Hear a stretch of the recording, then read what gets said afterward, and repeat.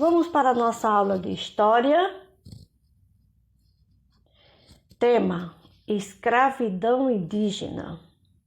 A procura de trabalhadores para os engenhos iniciou um longo período de ataques e prisões às aldeias indígenas.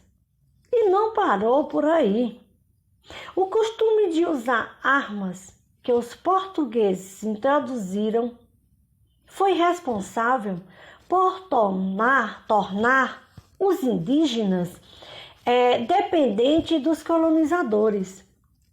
A necessidade de conseguir essas armas para as lutas que ocorriam entre alguns grupos indígenas forçava aliança com os portugueses, quase sempre desfavoráveis aos indígenas. Prender indígenas virou profissão.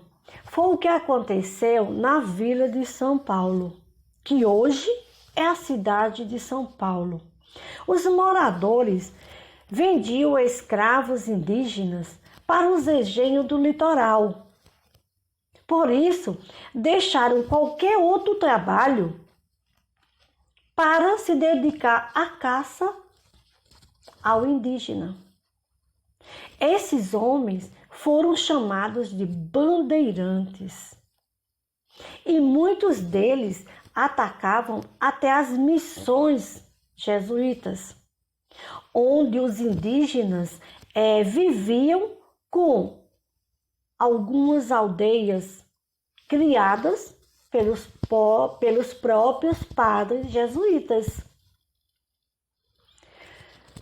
Alguns indígenas eram livres, isto é, tinham feito alianças com os portugueses e continuavam a viver em suas aldeias. Eram chamados para defender o território contra invasão de alguns estrangeiros ou contra outros grupos indígenas que se revoltassem contra os portugueses. Vejam aí, como eram tratados os indígenas. A escravidão, forçados a trabalhar, crianças ainda pequenas, né? A escravidão indígena foi proibida pela primeira vez por meio de Carta Régia de 1570, a qual instituiu a guerra justa e a escravidão voluntária.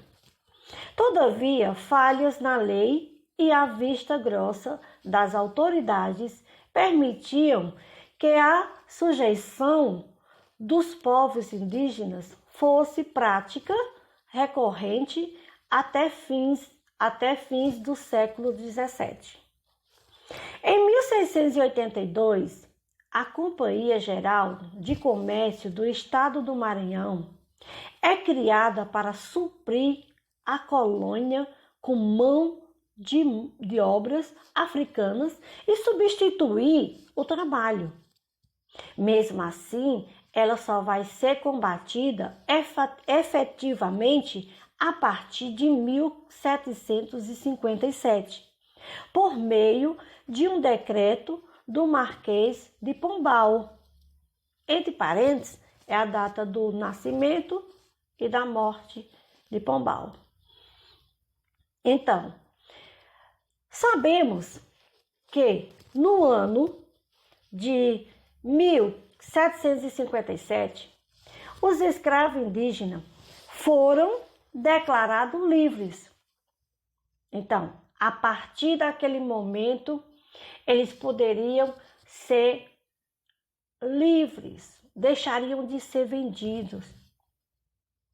Tinham local para morar, mas isso não aconteceu, porque ainda no século XIX, pratica-se a guerra justa.